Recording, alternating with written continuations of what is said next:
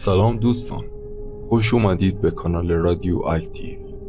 این داستان مربوط به شخصی به نام چنگیز که به خاطر اینکه مورد عزت و احترام قرار بگیره، مادرش اونو پیش یک دعانویس میبره و دعانویس اون شخص یعنی چنگیز رو به تسخیر اجنه کافر در میاره.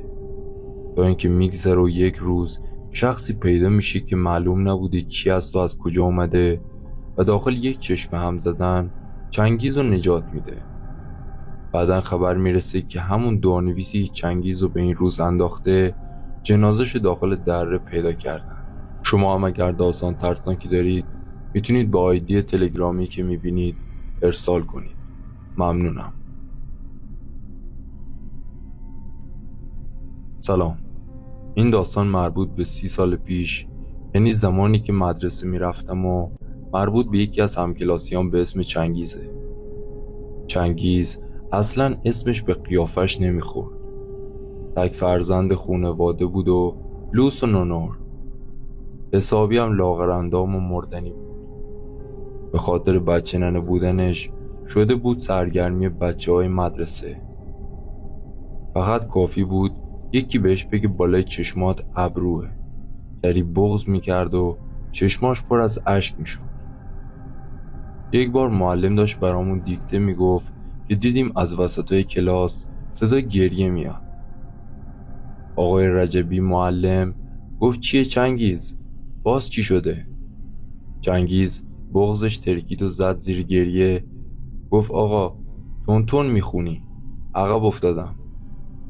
آقای رجبی هم عصبانی شد و داد زد خب زهر مار، گریه کردنت برای چیه؟ مثل آدم بگو عقب افتادم، از نو برات بگم. جوری که تو بغض کردی فکرم خبر مرگ بابا بزرگ تو برات آوردن. چنگیزم با شنیدن این حرف و خنده بیامان بچه ها از کوره در رفت و بدون اجازه از کلاس بیرون رفت. همه ما میدونستیم که چنگیز رفته خونه تا با مادرش برگرده. معلمم با سر و صدا دنبالش راه افتاد. آقای حسنی مدیر مدرسه با عجله از دفترش بیرون اومد. به آقای رجبی گفت آقا چه خبرتونه؟ از آموزش پرورش بازرس اومده، یکم مراعات کنید. آقای رجبی هم جواب داد آقای حسنی، یا جای من تو این کلاسه یا جای این پسر. اگه من بخوام با هر حرکت این چیزی نگم که سنگ روی سنگ بند نمیشه. اصلا درس خوندن این نکبت چه کمکی به جامعه میکنه؟ بندازش بیرون بره دیگه. آقای حسنی هم گفت باشه آقا، فعلا مهمون دارم و وقت این حرفا نیست، بعدن یه فکری راجبش میکنی. آقای رجبی هم که میخواست تکلیف خودش رو یه سره کنه جواب داد فکر کردن نمیخواد، پروندهش رو بذارین زیر بغلش و بره مهد کودک خاله بازی کنه. آقای حسنی هم از سمت مدیریت خودش استفاده کرد و با صدای بلندتر و تهدید آمیزی در پاسخ آقای رجبی گفت آقا شهریار که نیست، بچه مردمو که بی دلیل نمیتونم از مدرسه اخراج کنم. هنوز حرف آقای مدیر تموم نشده بود که صدای مادر چنگیز اومد. آخه خونه چنگیز درست پشت دیوار مدرسه بود. بعضی وقتا مادرش از بالای پشت بوم خونه بچه‌ش رو زنگ‌های تفریح دید میزد تا کسی خوراکیاشو نگیره. اما بچه‌های مدرسه هم بدتر لج میکردن و بیشتر اذیتش میکردن. بالاخره اون روز با سر و صدای مادر چنگیز توی مدرسه آبروی آقای مدیر جلو مهموناش رفت. فردای اون روز چنگیز به مدرسه نیومد. اما روز بعدش که اومد این چنگیز اون چنگیز لاغر مردنی بچه ننه نبود. البته لاغر مردنی که بود ولی دیگه بچه ننه نبود. انگار یه جور خاصی شده بود. حتی یادم اون روز بی اختیار چند باری آقا چنگیز صداش زدم. حسابی کم حرف شده بود. توی زنگ تفریح سعید که یکی از هم مدرسی های ما بود و 2 سالی هم از ما بزرگتر بود برای سرگرمی مثل همیشه سراغ چنگیز رفت. اما این دفعه خبری از مادر چنگیز بالای پشت بوم خونش نبود. همین که سعید پیش چنگیز رسید، چنگیز خیلی آروم جوری که دستاش مثل بیخیالات تا نیمه توی جیبش بود، با لبخندی ملیح حرفی به سعید زد. از دور میشد حالت بهت زده سعید رو دید، انگار که با شمشیر آتشین توی سرش ضربه زده بودن. مثل گربه گیج و منگ شده بود. سعید چند قدمی از چنگیز دور شد، انگار یه موضوعی رو باور نمیکرد. اما چنگیز همچنان ریلکس به صحبتش ادامه میداد که سعید با فریاد بلند داد زد: التماست میکنم چنگیز، جون مادرت قول میدم دیگه دست از سرت بردارم. و بعد با عجله از چنگیز دور شد و به سمت دستشویی مدرسه رفت. کل مدرسه شاهد این اتفاق بودن. همه انگشت به دهن به چنگیز نگاه میکردن. از فردای اون روز سعید دیگه به مدرسه نیامد. رفته رفته جایگاه چنگیز عوض شد و یه جورای حرفش توی مدرسه در رو داشت. حتی آقای رجبی هم جوری باش حرف میزد که انگار داره با یه آدم همسن و سال خودش صحبت میکنه. الان دیگه اسم چنگیز برازنده شده بود. چند وقتی به همین منوال گذشت و چنگیز نه تنها توی مدرسه بلکه توی روستا سری تو سرا در آورد. هیچ کس متوجه نشده بود که این همه تأخیرات توی یه شب برای چنگیز اتفاق افتاده بود. اما من درست از همون روز اول متوجه این تغییر شده بودم. یه شب با دوچرخه از نونوایی به خونه می رفتم. جلوی در خونه که رسیدم هوا حسابی تاریک شده بود و کوچه ما فقط با یه چراغ نیمسوز نور رسانی می شد. در خونه رو باز کردم تا وارد خونه بشم که توی تاریکی یکی رو دیدم که به دیوار تکیه زده و نشسته. اولش حسابی ترسیدم، اما حس کنجکاوی نذاشت بی تفاوت باشم. دوچرخه رو کنار دیوار تکیه دادم و به سمت اون شخص رفتم. جلوتر که رفتم دیدم چنگیز گوشه دیوار نشسته و سرش در میون دوتا پاهاش گذاشته بود. پرسیدم: چنگیز تویی؟ چرا اینجا نشستی؟ با پدر مادرت دعوت شده؟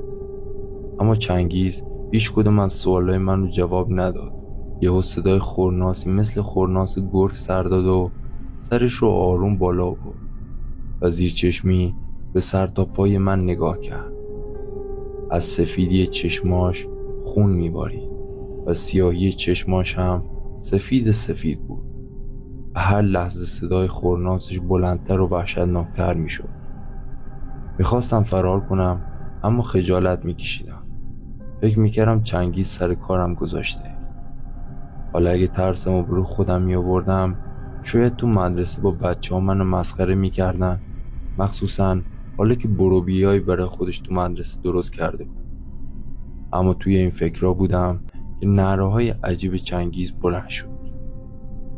دیگه پاهام در اختیار خودم نبود و مغزم بدون واسطه خودم دستور فرار رو به پاهام صادر کرد. بدون اینکه دوچرخم رو بردارم سریع وارد خونه شدم و در رو محکم بستم. مادرم با شنیدن صدای در به حیاط اومد. پرسید: جلیل تویی؟ نون نگرفتی؟ دوچرخت کجاست؟ چرا داری نفس میزنی؟ اما همچنان چهره و چشمهای چنگیز بود که جلوم رژه میرفت. مادرم که حال منو دید بابام رو با عجله صدا زد و خودشم شتابان به سمتم دوید. پدرم وارد حیاط شد و با دیدن اوضاع احوال من و مادرم به سمت کوچه رفت و سر ته کوچه رو نگاهی انداخت. دوچرخم رو توی خونه آورد و بدون اینکه حرفی بزنه دستم رو گرفت و توی خونه برد. مادرم گفت: نمیخوای ازش بپرسی چی شده که اینجور رنگش عین گچ دیوار شده؟ پدرم جواب داد: حتما با یکی از دوستاش به جونم افتادن، اینه که بار اولیشون نیست. اما من چند روزی توی تب و لرز سپری کردم و شبها با کابوس چنگیز از خواب میپریدم. هیچ وقت توی ذهنم نمی اومد که چنگیز با اون قیافش روزی کابوس شب و روزم بشه. بعد از چند روزی که به مدرسه رفتم چنگیز رو دیدم، اما انگار اون شب رو به یاد نمی آورد. حرفای من راجع به چنگیز برای هیچ کدوم از بچه‌های مدرسه قابل باور نبود. اما من خودم رو تا میتونستم از چنگیز دور میکردم. از چند شب بعد توی روستا اتفاقات عجیبی افتاد. مثلا شب اول چند مزرعه گندم آتیش گرفت که هیچکس دلیلشون نمیفهمید. شب بعد مرغ‌های آقا حشمت توی مرغداری به یک باره گم شدند و هیچکس از اونا ردی پیدا نکرد و چند روز بعدش آب قنات به یک باره مزه‌اش عوض شد و همه اهالی دچار مریضی شدن که بعد از مدتی اهالی متوجه شدن که مسمومیت آب دلیلش لاشه‌های مرغ‌های آقا حشمت است که توی چاه آب افتاده. فقط من میدونستم این اتفاقات همش از تو گور چنگیز در میاد، ولی کسی حرف منو باور نمیکرد. آخه حقم داشتن. مگه بچه 13-14 ساله میتونست این کارا رو انجام بده؟ چند وقت دیگه هم گذشت و سر کلاس جبرانی ریاضی نشسته بودیم. این کلاس های اضافی یا جبرانی معمولا نزدیکای امتحانات و عصرها انجام میشد. بعد از غروب آفتاب و نزدیکای مغرب بود که یهو چنگیز از جاش بلند شد. همه هاج و واج بهش نگاه میکردن. آقای رجبی پرسید کجا چنگیز؟ هنوز وقت کلاس تموم نشده، بشین سر جات. چنگیز این دیوونه ها شروع به چرخوندن سرش کرد و هر از گاهی خورناسای عجیب و ترسناکی سر میداد. بچه ها شروع به خندیدن کردن و فقط من و آقای رجبی بهت زده به چنگیز نگاه میکردیم. چنگیز رو به آقای رجبی کرد و با صدای عجیبی گفت تو نمیخواد منو سر جام بشونی؟ اگه عرضه داری جلو زنت وایسا که یه شب در میون توی کوچه نخوابی. با زدن این حرف چنگیز صورت آقای رجبی توی چند ثانیه مثل آتیش سرخ شد. آقای رجبی هم عصبانی شد و لوله‌شو برداشت و به سمت چنگیز اومد. اما چنگیز لوله رو به صورت وحشیانه از آقای رجبی گرفت و با ضربه پرتش کرد گوشه دیوار. درست عین همون شب از چشمای چنگیز خون میبارید. چنگیز از کلاس بیرون رفت. آقای رجبی در حالی که خودشو داشت جمع و جور میکرد نفس زنان به من گفت برو مدیر رو صدا کن بیاد. وقتی آقای حسنی جریان رو فهمید بهت زده شده بود. منم از فرصت استفاده کردم و ماجرای اون شب در خونمون رو براشون تعریف کردم. تازه بچه ها حرفم رو باور کردن. با آقای مدیر گفتم آقا تازه همه این اتفاقات روستا تو گور چنگیز بیرون میاد و ادامه دادم از پس فردای اون روزی که از مدرسه خر کرد و با مادرش برگشت آدم دیگه‌ای شده بود. تازه دلیل نیومدن ناصر به مدرسه هم همین چنگیزه. معلوم نیست چی بهش گفته که دیگه خجالت کشیده به مدرسه بیاد. آخه نفهمیدین یه آدم بچه ننه چطوری حالا برای خودش یلی شده؟ اینم نه تو مدرسه، تو کل روستا. نه تنها آقای حسنی بلکه آقای رجبی و کل بچه‌های کلاس تازه انگار متوجه این همه تغییرات چنگیز شدن. فردای اون روز که انگار اصلا اتفاقی نیفتاده به مدرسه اومد. آقای مدیر چنگیز رو به خونه فرستاد تا با پدر مادرش به مدرسه بیاد. از اونجایی که این شخصیت بیش از نام چنگیز ظرفیت داشت، بچه ها به اون لقب چنگیز خان مغول داده بودن. به هر حال چنگیز پدر و مادرش رو به مدرسه آورد. آقای رجبی و آقای مدیر با پدر و مادر چنگیز جلسه‌ای توی دفتر مدرسه گذاشتن. نمیدونم چی میگفتن، ولی مادر چنگیز مدام پشت دستش میزد و اشک میریخت. پدر چنگیز هم به نقطه خیره شده بود و توی فکر فرو رفته بود و هر از گاهی سری به نشان تأسف تکون میداد. فکر کنم پدر و مادر چنگیز از موضوع یا کاری احساس ندامت میکردن. رفته رفته و روز به روز اوضاع چنگیز بد و بدتر شد، جوری که توی مدرسه دیگه جایی نداشت. چنگیز حسابی مجنون و دیوونه شده بود و انگار از موجودی درون خودش رنج می‌برد. حالا چنگیز شده بود نقل همه محافل و از هر کجا فقط راجع به چنگیز صحبت می‌کردن تا که بالاخره جریان چنگیز برملا شد. مادر چنگیز برای اینکه بچهش رو دارای عزت و احترام کنه پیش دعانویسی میبره تا با سحر و جادویی برای بچهش احترام بخره. دعانویس از خدا بیخبرم موکلی کافر رو به جون چنگیز میندازه. چند باری پدر و مادر چنگیز پیش همون دعانویس میرن تا برای نجات بچهشون کاری بکنن، اما دعانویس چیزهای سنگینی رو از اونا طلب میکنه. اونا هم چون تن به خواسته دعانویس نمیدن، روز به روز اوضاع چنگیز رو خرابتر میکنه. دیگه همه روستا و حتی روستاهای اطراف چنگیز خان مغول رو میشناختن. اوایل چنگیز فقط بعد از غروب آفتاب تا اوایل صبح دچار جنون میشد، اما دیگه این شب و روز نداشت و چنگیز توی اسارت موکل کافر بود. حتی دیگه پدر مادر چنگیز هم از نگهداریش ناتوان شده بودن و چون دیگه از خوب شدن چنگیز ناامید میشن، به فکر یه بچه دیگه میافتن. چنگیز همیشه توی جاده وای میستاد، جوری که هیچ ماشینی نمیتونست رفت اومد کنه. یک بار با مینیبوس روستا از شهر برمیگشتیم.